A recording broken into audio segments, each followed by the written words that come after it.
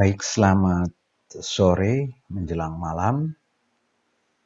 Pada perkuliahan pertama ini, tanggal 6 hari Selasa, bulan Oktober 2020, saya akan coba menyampaikan informasi terkait tata aturan perkuliahan online Syiakad UBK di semester ganjil 2020-2021. Jadi saya sebut Teaching Learning from Home, TLFH, ya, dari mata kuliah yang saya ampuh. Baik, pertama-tama saya akan memperkenalkan diri. Sebelumnya saya akan memberikan salam supaya kita diselamatkan dari segala hal-hal yang tidak penting, hal-hal yang mengganggu. Saya akan awali dengan Assalamualaikum warahmatullahi wabarakatuh bagi yang beragama Muslim. Salam bagi beragama Kristen, Katolik, walaupun ada nanti di mahasiswa yang beragama Buddha, Hindu. Saya akan ucapkan Om Santi Santi Om, Namo Buddhaya, salam kebajikan. Baik, mahasiswa sekalian, saya akan coba memulai di awal perkuliahan ini itu dengan berkomitmen. Ada fakta integritas antara saya lebih senang bukan dengan kata dosen tapi mitra belajar Anda dengan para mahasiswa. Perhatikan kata-kata mahasiswa. Saya akan ulang-ulang nanti. Anda mahasiswa, bukan lagi siswa. Sehingga ada satu perbedaan before and after. Anda jadi siswa dan sekarang mahasiswa. Ada beberapa slide di sini yang akan saya paparkan. Nanti saya bagi beberapa slide karena durasi supaya diupload di Syiakadnya bisa muat gitu. Mungkin saya tidak tahu keterbatasan dari Syiakad ini. Baik, rekan-rekan mahasiswa sekalian, nanti akan ada beberapa, mungkin ada 3 video informasi ini. Yang pertama saya akan paparkan mulai sekali sebagai pengantar dari perkuliahan ini, perkuliahan online gara-gara si COVID-19 ini. Saya akan quote seperti terlihat di gambar ini. Pakai laser point. Ini quote kata-kata dari Bung Karno, Insinyur Soekarno, dengan nama universitas ini. Harus camkan betul, maknai betul, supaya nanti sebagai acuan ukur ke depan. Karena saya selalu kalau dalam mengajar mahasiswa tidak hanya formalitas saja, tapi selalu teraplikasikan. Tidak belajar teori saja, tapi menjadikan ada satu perubahan baik cara berpikir maupun berperilaku sebagai mahasiswa. Karena yang saya tahu kalau waktu siswa itu model belajarnya itu pedagogis. Kalau Anda ini sebagai mahasiswa sudah usia dewasa, sudah akil balik, itu dengan andragogi. Silahkan Anda googling nanti apa itu bedanya pedagogis dan andragogis. Andragogi ini yaitu untuk memberikan proses belajar mengajar, saling memberikan informasi antara mitra belajar saya. Bisa orang manggilnya dosen gitu, dengan Anda sebagai mahasiswa. Perhatikan sekali lagi kata-kata yang Bung Karno ini. Belajar tanpa berpikir tidak ada gunanya. Tapi berpikir tanpa belajar, it's very danger, sangat berbahaya. Apa makna itu? Belajar tanpa berpikir tidak ada gunanya. Kalau Anda belajar saja, Anda penuhi formalitasnya saja, online absen, ya saya hadir, sebegitu saja, Anda tidak masuk inline ke dalam satu proses belajar mengajarnya ini. Seperti di dalam mata kuliah yang saya ampu ini, ada etika bisnis, lalu ada bank dan lembaga keuangan lainnya, ada pasar modal dan pasar uang, ada manajemen keuangan, manajemen perbankan. Buat saya, judul-judul mata kuliah ini, saya akan berpikir, apa itu etika bisnis?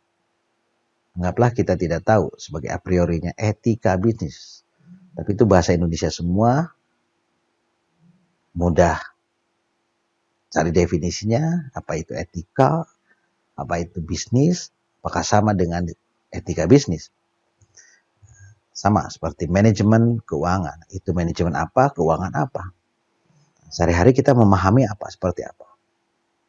Nah, untuk sumber-sumber materi, acuan Anda belajar, banyak buku-buku, Anda bisa cari dimanapun, Anda silahkan mau beli apapun dengan tema-tema mata kuliah seperti ini. Saya selalu tidak membatasi, tapi silahkan Anda dari sumber manapun.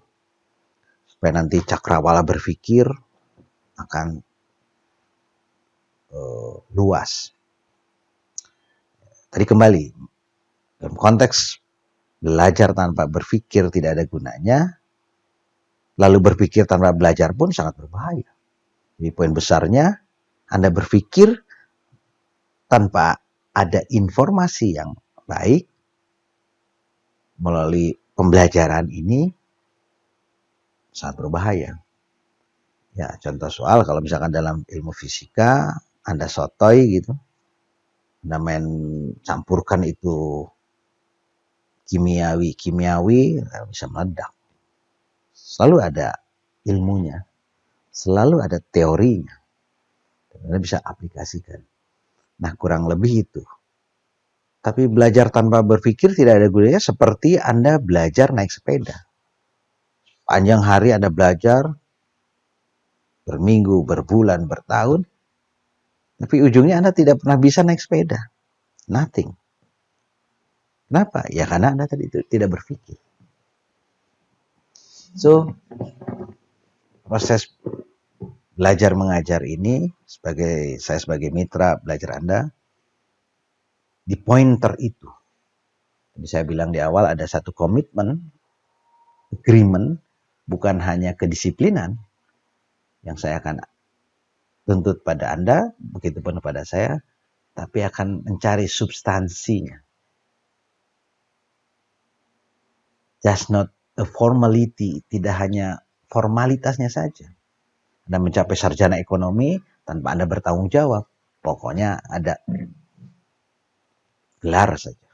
Tidak, tapi ada satu added value, ada satu nilai tambah buat Anda ke depan nanti sebagai sarjana ekonomi yang meraih gelar itu.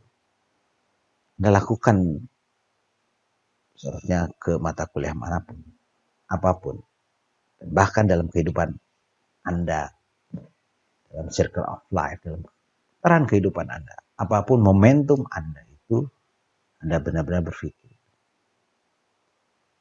Oke, sebelum saya panjang lebar, saya akan sedikit masuk ke dalam kalender akademik semester ganjil di UBK.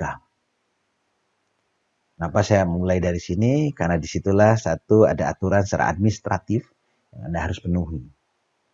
Jadi ada jadwal perkuliahan online.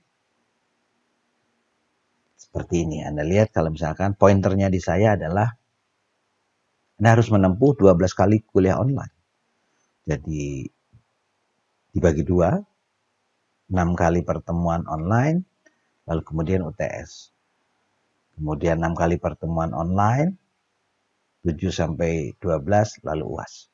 Anda penuhi tanggal-tanggal itu, Anda catat, inilah bagian dari mahasiswa manajemen atau fakultas ekonomi atau mahasiswa akuntansi.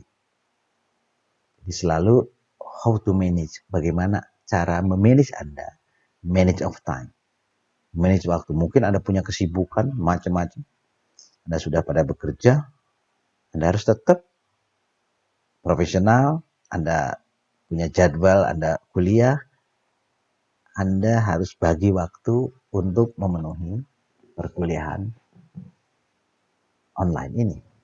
Tanggal 6, 13, jadi tanggal 6, jangan ada satu alasan, aduh, saya harus pergi ke sana, pergi ke sini. Harusnya Anda ketat dalam model seperti ini. Supaya dibiasakan model itu. Ini aplikasinya dalam konteks Anda seorang mahasiswa Fakultas Ekonomi. Management, how to manage your time. Oke, jadi perhatikan ya, ada 12 kali online. Perhatikan aturan absensinya, Anda tahu. Karena bobot penilaian di absensi itu 10%, sangat signifikan. Bagian dari variabel untuk Anda menghasilkan sebuah indeks prestasi kumulatif. Jadi sama-sama kita ketahui ada bobot 10% untuk absensi, ada 20% untuk tugas-tugas Anda, tugas-tugas seperti apa di online ini, lalu ada 30% untuk UTS, ada 40% untuk UAS. Nah, saya banyak menemukan mahasiswa hadirnya di UTS dan UAS pada saat tatap muka. Lalu akan saya kasih nilai seperti apa model itu? Buat saya tidak fair. Ada yang masuk terus, ada betul-betul mengikuti proses belajar mengajarnya. Lalu tidak ada yang aling-aling, Anda masuk UTS lalu ingin lulus dari mata kuliah itu. Buat saya itu it's not good.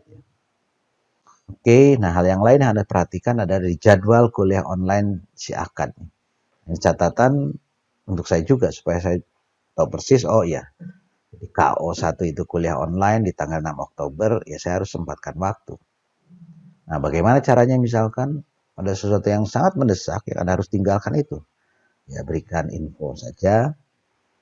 Ya, karena apa yang kita rencanakan kadang-kadang bisa tidak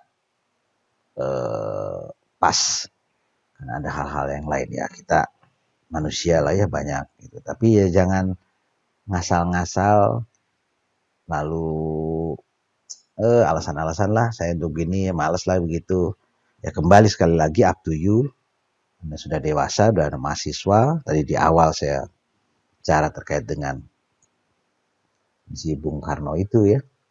Seperti di sini. Kurang lebih itu.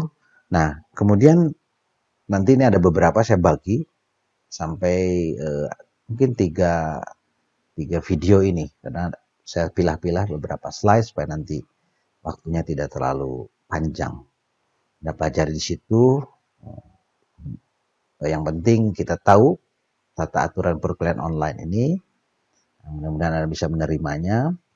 Anda berkomitmen sama-sama berintegrasi. Oke, tadi ada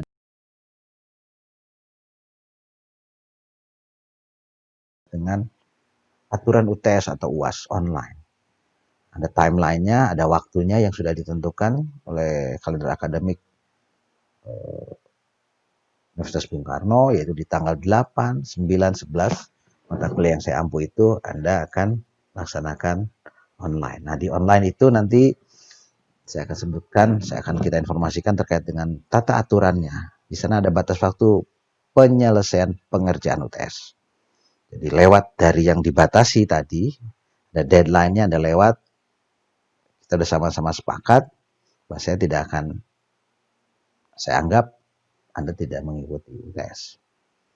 Kalau UTS misalnya 8, Anda harus dikumpulkan kapan, Anda tidak mengumpulkan, lewat batas waktu yang sudah ditentukan, ya, saya anggap Anda tidak mengikuti UTS. Perhatikan, sebagai manajemen of time-nya lagi Anda.